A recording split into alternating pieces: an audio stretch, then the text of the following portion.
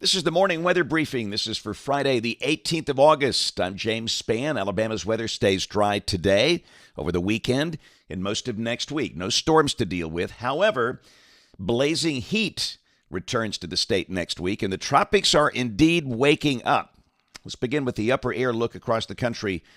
Early this morning, we have a ridge expanding from the western states. That'll be gradually moving in here. But again, for now, we still have that trough over the eastern states. And that's the reason we've had this amazingly nice weather for the past couple of days and a very dry air mass. And there's nothing on radar this morning. All 67 Alabama counties are rain-free. And again this morning, some of the cooler pockets are in the upper 50s to start the day. Look at Aniana, 59. We got 64 for Cullman and Haleyville. But next week, lows go way up in the 70s. In fact, even this morning, you can see the change down in Mobile. They're at 79 as that upper ridge begins to expand in from the west. We've got heat issues west of Alabama, parts of Texas and Louisiana. And again, we'll see those colors expanding into Alabama next week as heat levels come up.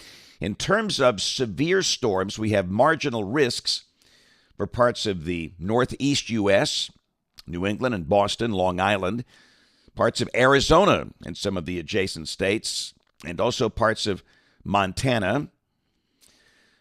Let's go to tomorrow. We're expecting no organized severe storms. And then on day 3, which is Sunday, we have a marginal risk over the desert southwest. And that's very odd. That's because of an incoming tropical system called Hillary, which is actually now a major hurricane. And that'll be a very interesting setup. We'll talk much more about that in just a second. But let's look at rain for the next 7 days. And again, the big numbers are in the southwest United States, parts of Southern California with Hillary. But around here, basically nothing for the next 7 days. And there could be a day or two with an isolated storm near the Gulf Coast next week. But again, for most of Alabama, it's a very quiet, dry pattern for August. So in the tropics, we now have 4 X's on the board. We knew at some point this basin would wake up, and it has. We have one feature that is on the northern coast of Hispaniola, and then 3 features out there in the eastern Atlantic. And before you get all wigged out about this, understand only one of these 4 has a decent chance of developing, and that's the easternmost system, which is Invest 98L. And that will be gaining latitude and ultimately turning north, a recurving system, and it should not affect any landmass based on the current setup. So again, that easternmost system with that high chance of developing, a 70% chance, should not affect any landmass. So the other one, of course, to watch is the Gulf feature. Anytime there's a tropical wave in the Gulf of Mexico, we pay close attention to that. The Hurricane Center giving this a 30% chance, a low chance of becoming a depression or storm. And this is the probabilistic outlook from the European Global Model. And you can see that wave is headed toward the Texas Gulf Coast. And if anything should develop there, and that's a big if, it will stay far, far south of the central Gulf Coast, far south of Alabama. And again, this could be more of a good thing, with potential to bring some very welcomed rain to parts of Texas, especially the southern half of Texas at some point next week. Now, over in the eastern Pacific, of course, this is a fascinating setup here. This is Major Hurricane Hillary. I mean, this thing's a beast right now. Top winds, 145 miles an hour. Wow. And this will be making landfall most likely over Baja California at some point Sunday as a hurricane. And then the feature weakens, of course, as it gains latitude.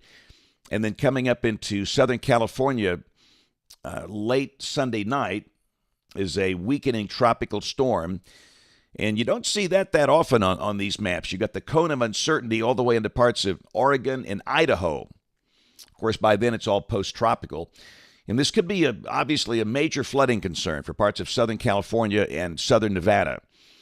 This is the latest guidance from WPC. This is a vetted forecast, and you can see potential for some locations here between 3 and 5 inches of rain. And remember, a lot of this is desert area here. And that's more than they would typically see in 1 year.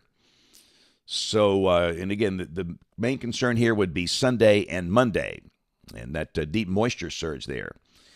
So, model fans, here we go. This is the GFS. This is the 06E run, valid today at 4. Again, the heat ridge off to the west, cool upper trough in the northeast. And for Alabama, a sunny day today. Highs around 90 for the northern counties, low to mid-90s for the south. And again, we'll check just for the fun of it, the high-res HER, 6 o'clock, nothing. That's very odd, not a single storm here in the middle of August. The weekend will be hot and dry. This is tomorrow. This is Sunday. Highs up in the middle 90s. Next week, we're dry. Monday, Tuesday, Wednesday, Thursday, highs upper 90s, and we might see a few locations hitting 100. So it looks like it's going to be the hottest week of the summer next week. And a week from today, this is Friday the 25th, and again, you see the 594 circle stretching from New Mexico into Alabama. That's the core of the heat.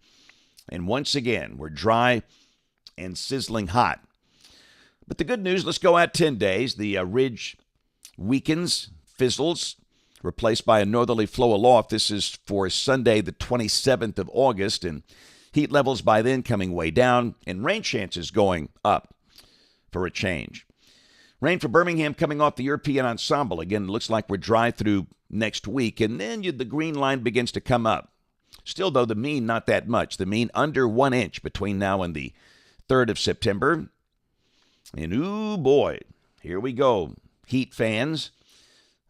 We've got 89. This is for Birmingham, the National Blend of Models. Still today, not bad at all. 89. Low 90s tomorrow, mid 90s Sunday, Monday, and then we'll be flirting with 100 by the middle part of next week. But again, the numbers come down by the 28th. And the latest 8 to 14 day guidance, this is for August 25th through August 31st. Temperatures still above average.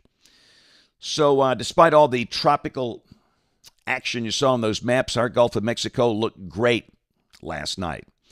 And this is a good time to be there. Of course, school's back, so the crowds have greatly thinned out. In fact, you can barely see anybody at all on the Gulf Coast last night. And if you're beach-bound, understand you're going to see a lot of buzz in the national media about the tropics. But in terms of the central Gulf Coast, that's Gulf Shores over to Panama City, we see no tropical issues at all, at least for the next 7 days, which is a good thing. But keep in mind, the season, of course, runs all the way through the end of November, so we've still got quite a ways to go. Headed to Anniston this morning, Faith Christian School. Looking forward to that. And then tomorrow we're going to be in Cullman for a book signing from 9 until noon at Karma's Coffee Shop. We love Karma's, and it's going to be a joint book signing. I'll be there with Ari Hallmark and the author of her book, Lisa Rayburn, The Girl Who Saw Heaven. And it's a really fascinating read about Ari's personal experience when she was 6 years old on April 27, 2011. Ari just graduated from high school this year.